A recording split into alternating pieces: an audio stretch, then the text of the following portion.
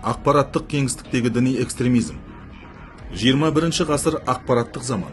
Бүгінгі таңда интернет желісі экстремистік және террористік ұйымдардың ақпараттық қызметінің негізгі алаңына айналды. Бұл құбылыс ақпаратты онлайн таратудың тиімділігі мен ыңғайлылығына, географиялық шоғырлануына қарамастан ауқымды аудиторияны қамту мүмкіндігіне ие.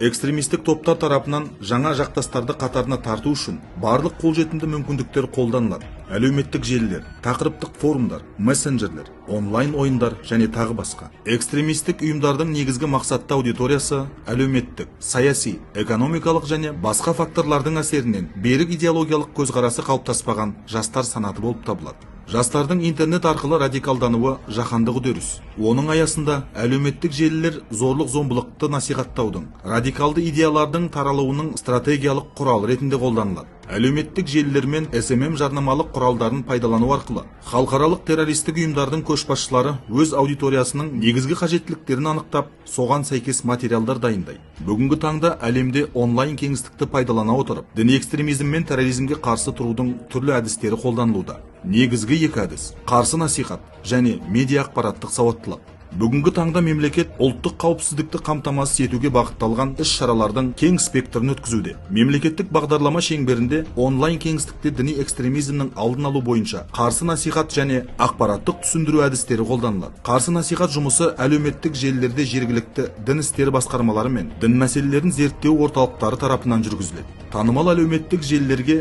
дін саласындағы өзекті мәселелер бойынша аудио бейне материалдар, сұрақ-жауап, діни мамандар мен сарапшылардың дәрістері, пікірлері орналастырылады. Сонымен қатар, экстремизм мен терроризм идеяларын насихаттайтын материалдарды анықтау бойынша бұқаралық ақпарат құралдарына, интернет ресурстарға, оның ішінде әлеуметтік желілерге тұрақты мониторинг жүргізіледі. Жатағым өкілдерінің жалынды сөздерін еріп, болашағымызға балта шаппайық.